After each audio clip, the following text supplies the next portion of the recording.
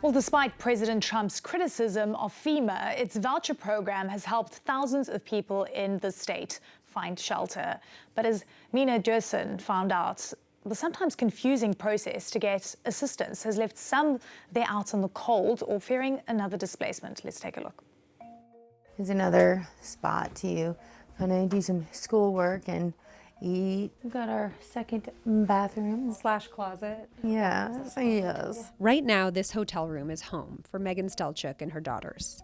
In September, the house they'd just moved into flooded in Hurricane Helene, and they bounced from shelter to shelter until a FEMA housing voucher came through. We stayed at La Quinta there for a couple weeks, and then they said they didn't have any more vacancies for us. So we had to move over to the Comfort Suites. And then that hotel decided to not participate in the voucher program any longer. They've lived in this hotel for the past month, but her voucher is set to expire on February 7th. I'm terrified that I'll wake up and, I'll just get a phone call and it'll be like, yeah, your voucher's no longer active. It makes it hard to breathe. It's very difficult to sleep. It's the most,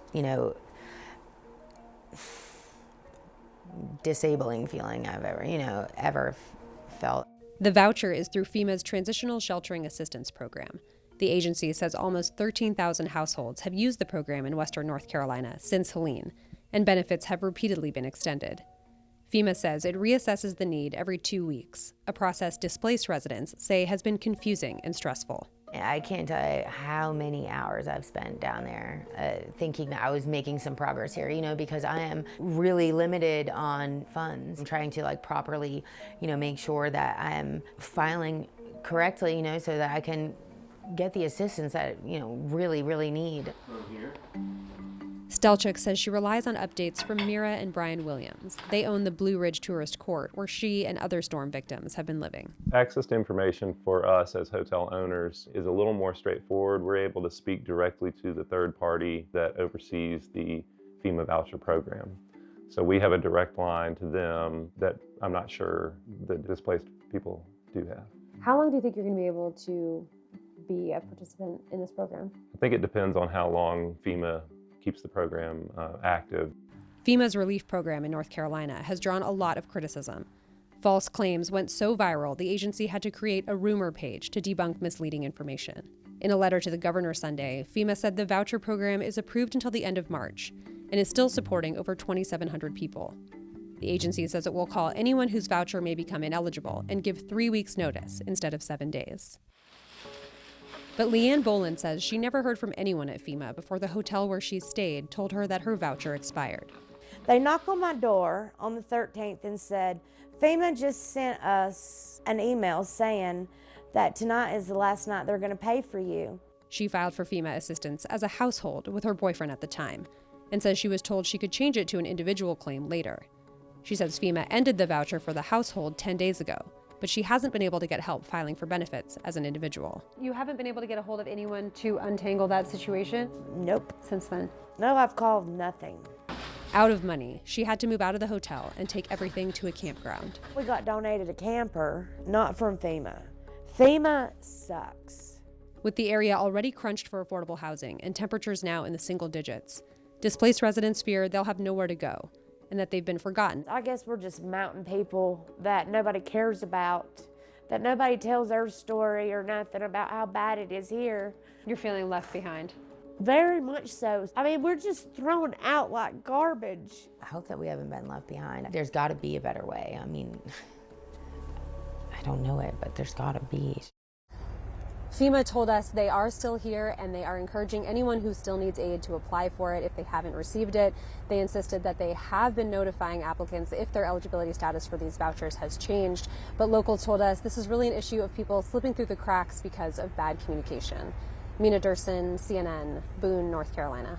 With us now is Zeb Smathers. He's the mayor of Canton, North Carolina, just west of Asheville. It was hit hard by Hurricane Helene. Mayor, it's great to see you again and get an update, just first of all, on the recovery efforts in your town.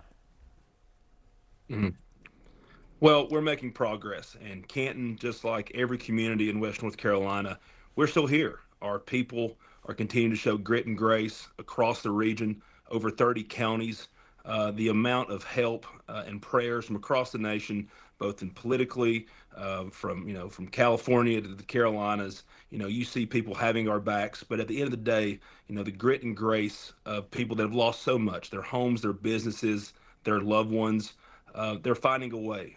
These are tough times, but West North Carolina, we just simply have tougher people. Now, I know it's not clear yet whether or not you will actually get to meet with President Trump or see him in person, but what would your message to him be?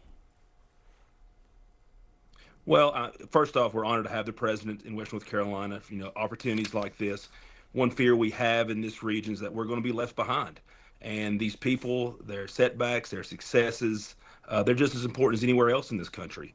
And so I think to have the president here and to tell our story is important, so people don't forget about us. But again, I hope the president, steps back and sees this as an American success story. We have a long way to go.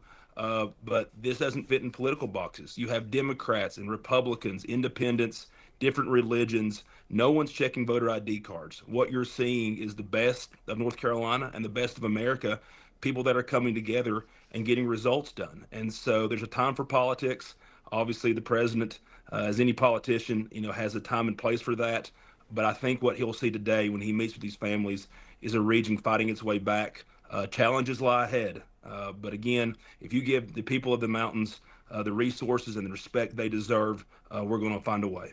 We've been showing a lot of pictures of some of the destruction and the recovery efforts, some of which you provided yourself. It's just a reminder of how bad things were there, and it is good to hear that you're making progress.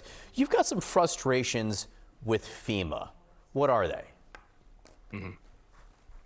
Well, again, we've seen FEMA step up. I think it's been a better result this time than what Canton and Haywood County worked through in 2021 when Tropical Storm Fred hit us.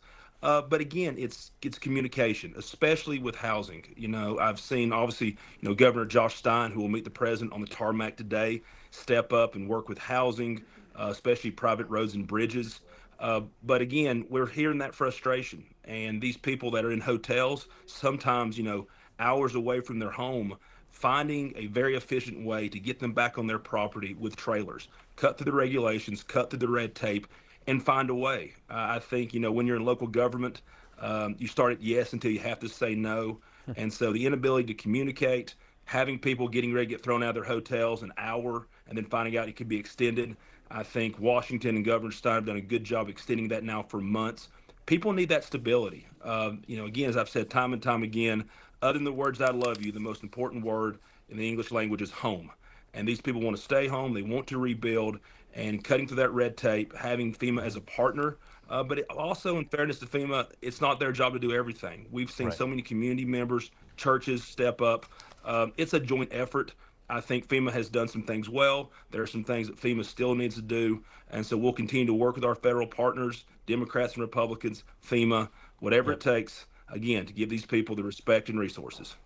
And again, we're looking at live pictures from Joint Base Andrews as President Trump arrives there to depart on this journey. Mayor Zeb Smathers, thank you for being with us. It's a long road back, as you say, but it is nice to know that you have made some steps on that road.